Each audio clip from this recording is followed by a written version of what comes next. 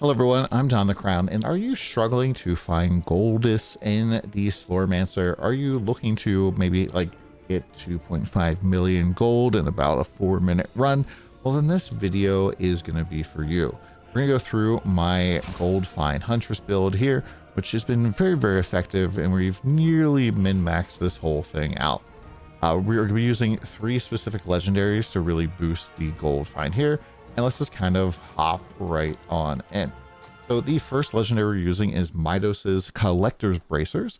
This gives us Goldus find, and it also increases the radius at which you pick up pretty much every single piece of non-like gear off of the ground. And this will probably ruin the game for you, just a little bit of a warning, simply because the pickup radius gets very big. And so having to go back from using this and having to like walk over and pick up stuff is a pretty big difference. And so I'm kind of feeling like I'm going to try to include this into my final build just because how good it is. It also, since it's a nether piece of gear, we've slapped Goldus find into our base stat. As you're going to notice with pretty much all of our gear, that's something you can do with nether gear specifically. You can move stats into other items that they normally wouldn't be able to have. So it's really the only way to get Goldus find on a lot of these pieces. Now, the second piece we're going to be using here is the Sparkling Boots of Midos. And this also has Goldus find, but it has increased Goldus collection radius. So this also helps ruin the game in some ways, simply because the pickup radius is just so tremendously huge that, yeah, you're picking up gold basically across the entire screen. And it just feels really good. It's important because we're making a lot of gold and killing enemies at a pretty far distance, and so having to run over all the gold would be pretty darn annoying.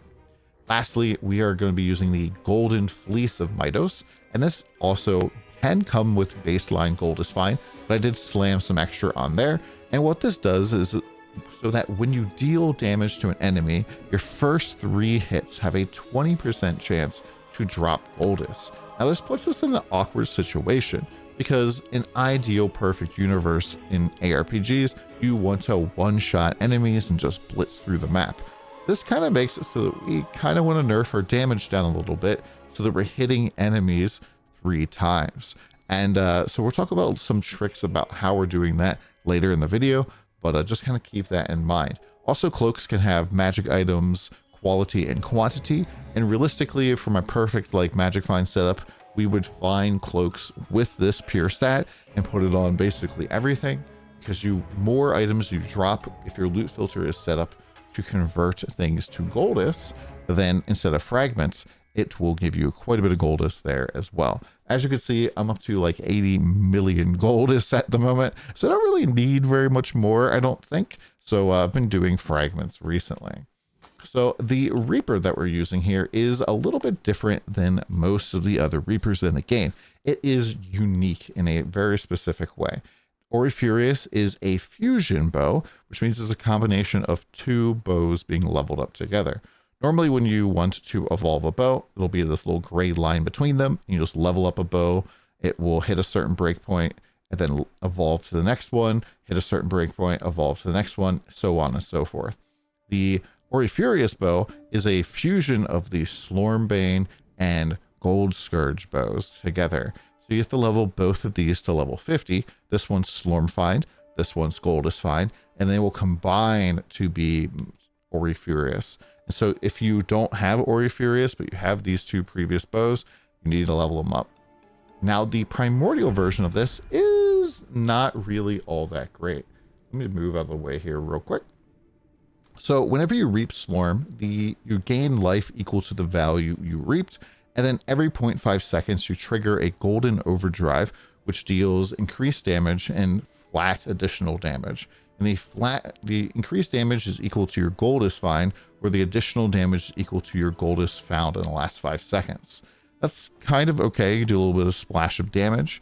But then the negative is life leech, life on hit, life on kill, and life regen are reduced to 0, and your overdrive chances also reduced to 0, which pretty much means you can only recover life if you are killing enemies. So there's not really too much of a reason to use this bow. The baseline version will still have all of the important stats, which are the stuff at the top. So we have more Slorm find, more Slorm Find multiplier, which is a like multiplier to your normal find multiplier, and then Goldus Find and Goldus Find multiplier.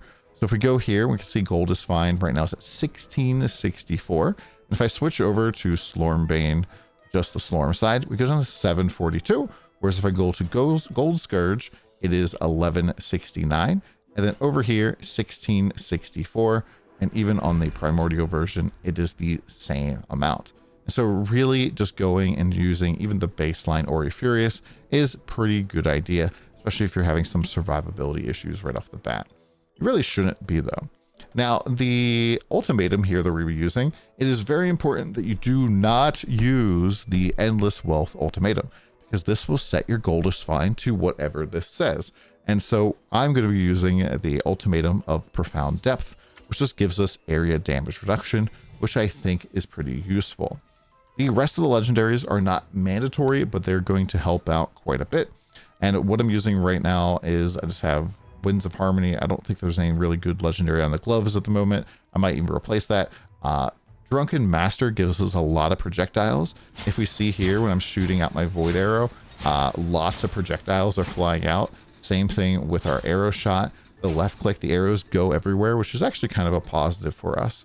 Our helmet is the Awoken, which allows us to reset our support skill, which is very, very useful for us. We're doing movement speed on our amulet, so I use the nether capabilities to put the boots of speed into my amulet, so that we have a nice chunk of movement speed. Right now we're at 7.2.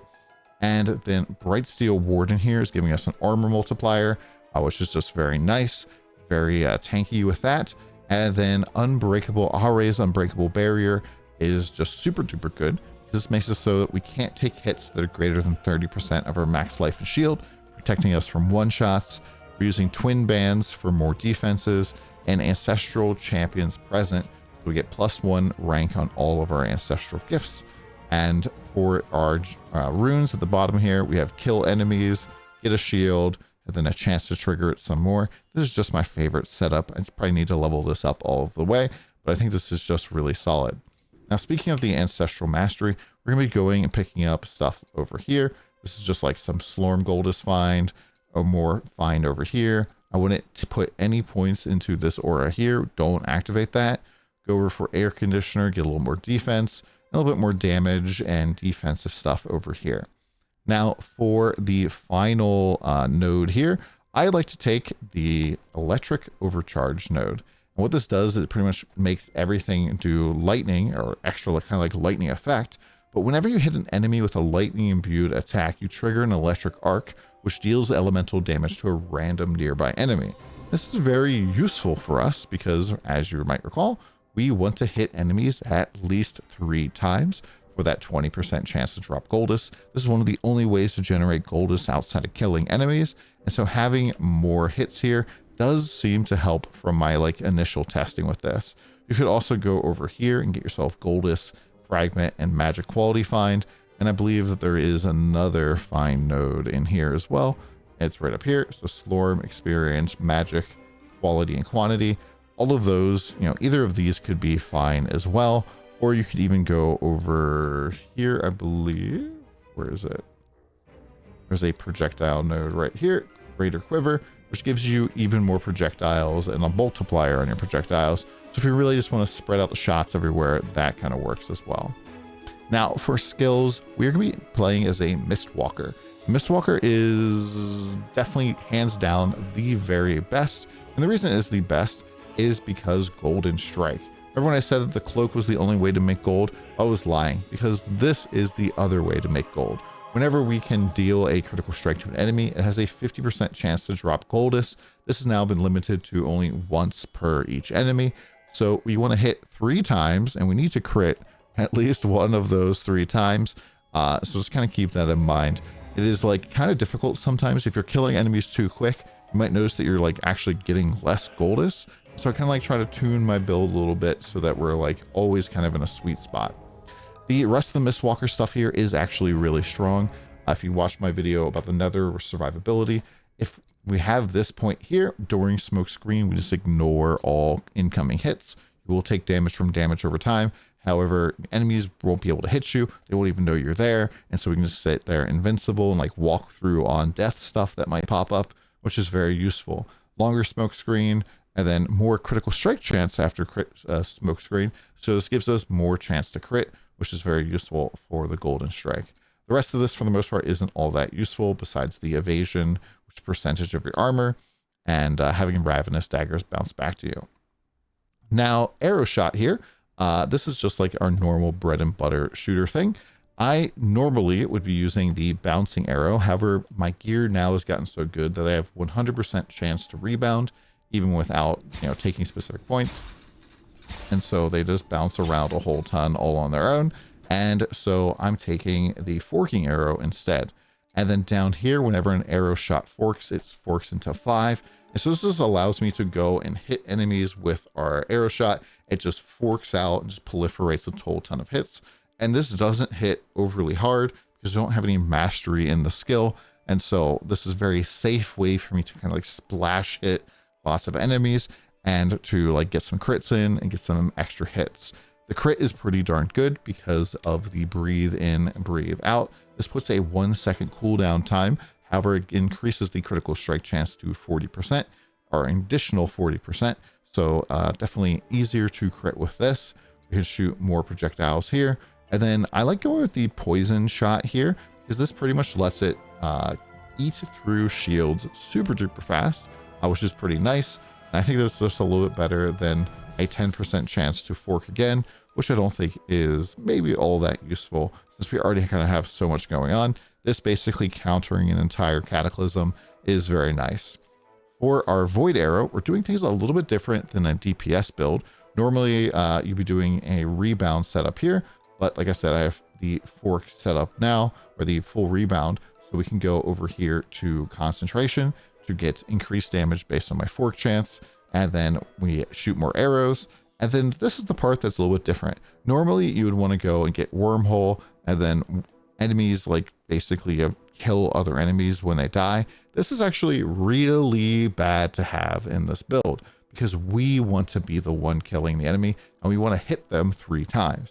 If an enemy is dying to the wormhole, yes, we still get the loot, but we didn't get to hit them 3 times. So that's less gold for us. We need to hit them. We need to crit them. You don't get to do that if they get wormhole to death. So we're going to go over here to Netherfire from the Void and Heart of the Void. And it pretty much just makes it so that like when you cast a Void Arrow, you also cast Abysmal Arrows aiming at every enemy affected by wormhole. So it doesn't actually do anything here, which is totally fine. I mean, I guess you could even just do like none of these nodes here are actually going to do anything. Now I'm just realizing this says wormhole. So yeah, none of these on this entire line are going to do anything at all. I guess we could also probably just do this instead, and that would hit a whole bunch of enemies. A little bit of a reading mishap there. Torment of the Void, though, makes the Void Arrow instant. So yeah, I'll test this out, and whatever is in the final builder is probably going to be the best there. So for the attributes, I like to go big into Bravery here, which is pretty nice. This does give us more movement speed. Slorm fine. The influence gain doesn't seem to actually do anything. Gold is fine. Magic item fine. Slormite's fine. All that kind of stuff is just really good. We go and put 15 points to toughness to get ourselves a ton of elemental resistance. This is a pretty big impactor. 8% res for me right now. And then going over into Savagery just to get some like raw damage multipliers and stuff. I think that this is pretty good. And then I just have some points in Determination for a little bit of recovery here. You could also just put these points into Savagery instead for a little bit more damage. We could also go down here to Dexterity. You kind of just really got to figure out like what feels good for you. This would give us like more attack speed and a little bit more projectile speed and stuff, which is also pretty fine. And I believe that's pretty much it. Let's show a little bit of gameplay here. I like to go and do this zone here with the 100% chance for enemies to come back. And you're going to see really how crazy the amount of Goldus pickup is here, just from just running around.